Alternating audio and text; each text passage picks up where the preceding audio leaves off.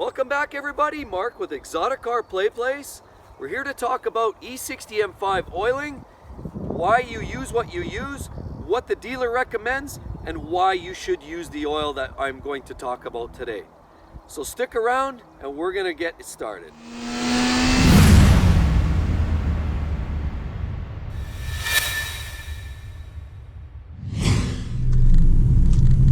So on to the topic about oil. And oil in the E60 M5, obviously oil is a critical part to keeping an engine together when you drive it along the road. There's a lot of internal moving parts, and therefore you need something to get between those metal parts so that they don't wear out too quickly. It's a basic fundamental concept. Now the problem is, with the BMW E60 M5, these cars are equipped with oil like every other car. Why is the rod bearing problem so prevalent with these cars? There's oil in the car. You ask yourself, well, what's the space between all these metal parts? Well, because this is an F1 derived engine, it happens to have very tight spaces between the parts. The engine isn't loose, it's very tight. And while tight tolerances have advantages in some way, it also has disadvantages. And the disadvantages for tight tolerances is getting oil into those spaces. Why? Well, because the heavier the oil will generally protect an engine better, generally speaking, in terms of the shearing force and the capability of keeping parts cool as well as lubricated. The problem is a lot of parts are very close together, like rod bearings, for example.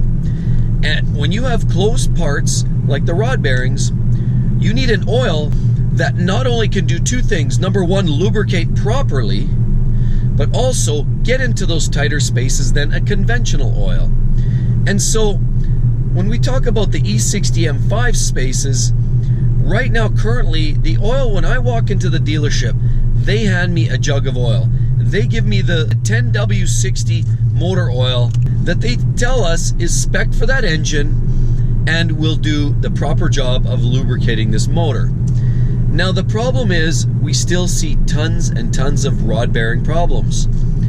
So I'm currently using 1060 as spec'd by BMW, and I do so because it's more than just the lubricating of the engine parts. Now there are a lot of options out there, and people have asked me what's the right type of oil to use in this application.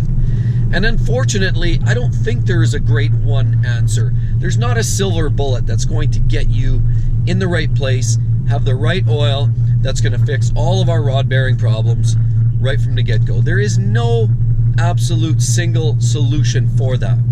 There's certainly different options. There's options from Redline, there's options from Royal Purple, there's options from Castrol, you can even look at Mobil 1. Whatever you're utilizing, it has to fall under a certain specification, and that specification generally is a race oil. Now, if that's one thing that's common to all these oils, it has to be a race specification of oil. Now, what is special about race oil? And I've had people ask, okay, I'm low on oil, I'm between oil changes, I've got 2,000 miles to go, I need to top it up, I'm down a quart. What do I add? Can I grab that 10W30 off the shelf that I would put in my Grand Caravan minivan? And the short answer is no. You can't do that. Well, you can, it'll top the level up. The problem is mixing weights will, in some cases, have a negative effect not only on the lubrication component of your engine, but it'll also have a negative impact on some of the other functions of the car. So unfortunately, with the BMW E60 M5, it doesn't just utilize the oil for engine lubrication, engine cooling, as in most other cars. It also utilizes a Vanos system. And Vanos system, really, for those that maybe aren't 100% sure on what that is the variable valve timing system that BMW has designed for these cars. Variable valve timing. And variable valve timing really effectively is the system that will allow the timing to be regulated between a very drivable car at low RPM and adjust the cam timing for a much more better breathing, higher performance car at the top of the RPM band. So that is your Vanos system. It's the variable valve timing. Now, what I would say is, if it was as simple as just adding a very viscous or a very thin oil with strong characteristics of lubrication, then that would be fine. But the problem is BMW spec'd an oil that was consistent with not only lubrication, but to operate the Vanos system. And the Vanos system has to fall within certain tolerances. It utilizes engine oil under pressure to operate properly. If you use an oil that's way out of spec, way too thick, maybe way too thin, that system, the Vanos system, your variable valve timing, may or may not function properly and could result in either damage to the system or improperly functioning equipment, and the car may just not run properly. So you could find yourself in a bigger pot of hot water. So the short summary of all of this is 1060 the right oil for the E60 M5? And I would say both yes and no. Yes, it satisfies both the bearings to a point, as well as the Vanos system and all other applications that all other equipment that the oil utilizes for cooling and lubrication and valve timing and so on and so forth. But it also conversely doesn't do as good a job, because you're trying to put all your eggs in one basket. They've got an oil that's too heavy to operate properly, to get into that tight space between the rod bearing and the rod bearing journal or the crank journal. It's too tight. That space is too tight for this oil. And so you have a situation where, unless you're warming up the car thoroughly, and I mean thoroughly, and a lot of cars can tolerate some pretty sloppy warm-up procedures, the M5 is not one of those cars. You have to, it's critical that you warm up the car properly. It's also critical that you change your oil very frequently. And when I say frequently, I wouldn't extend it more than 5,000 miles. Yes, there are other vendors out there. Yes, there are other brands of oil out there. Race oil, of course. Again, Redline provides straight single weight oil for engines, for race applications. You don't want that. What you do want is the dual weight, so you can accommodate situations where that car needs to start in cold conditions, maybe in the garage in the morning, but it also has to sustain higher temperature operation, such as, possibly the occasional track run, possibly extended freeway operation. You want to have an oil that can operate under both those conditions. And so, can you utilize a standard oil? We come back to that. No, you need the race oil. And what is special about the race oil? The race oil has additional additives that give you extra support, lubrication, but what it does is they provide extra elements in there. Things like zinc. Zinc in higher content, in very high content, zinc is a corrosive material. But in the right combination, zinc adds a component to your oil that will allow the oil to function better.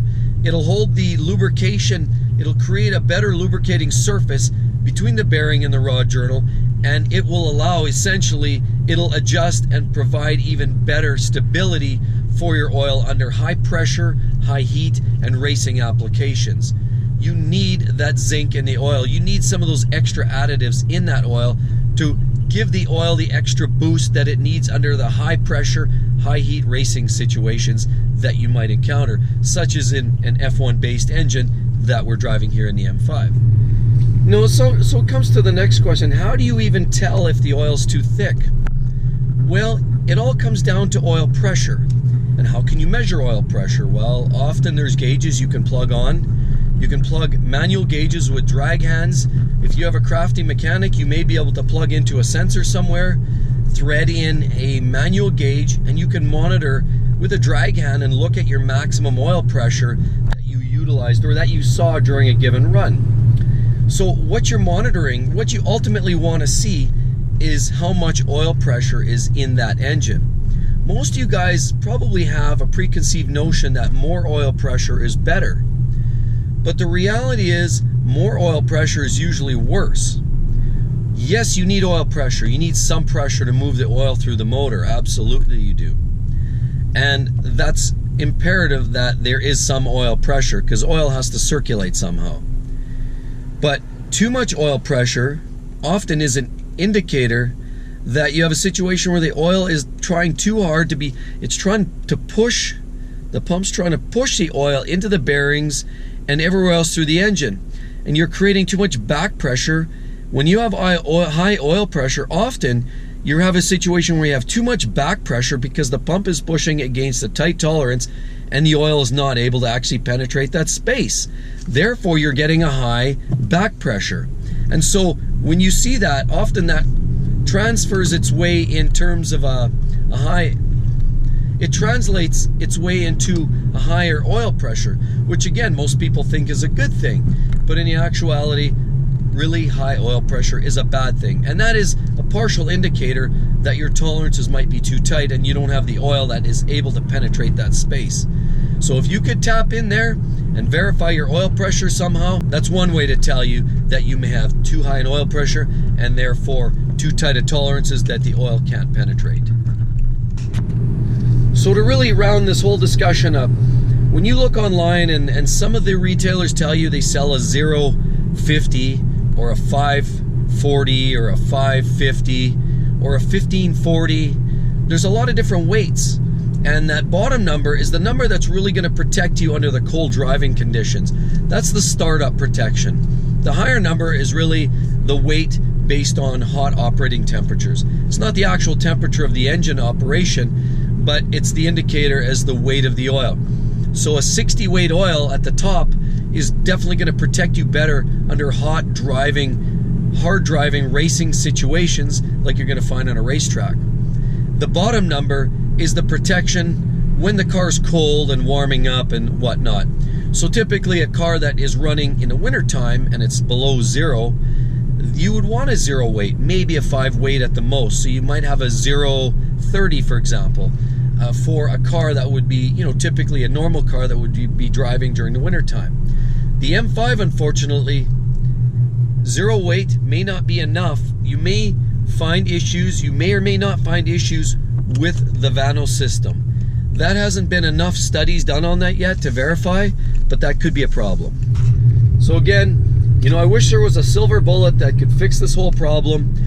A lot of it depends on the driving that you're going to do. If you're driving your M5 in below zero weather, you might look at some of those colder weather applications like the 0 and the 5 bottom weight with a, you know, possibly a 40 or a 50 weight at the top. But if you're typically driving in the summer weather like I do, and probably like most people do, drive these cars, obviously, you know, you go with what the dealer's recommending, 1060.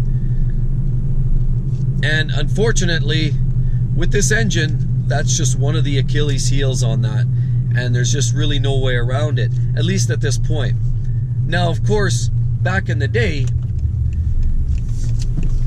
to get proper protection from your oil, I remember running a 2050 Dino weight oil in my 911 Turbo. Why? Because that was an older car, and that was from a generation when the synthetics weren't where they are today. Actually, as a matter of fact, when that car came out, there were no synthetic oils. But it was considered the adequate protection for that engine when it was cold, and then the 50 was the hot weather type protection. Well, this car here, the M5 now, fortunately we have a lot of better options. We have options in the synthetic market with the additives like the zincs that will provide you better racing protection and give you better protection overall. But unfortunately, there still isn't an oil that is really truly going to protect you 100%.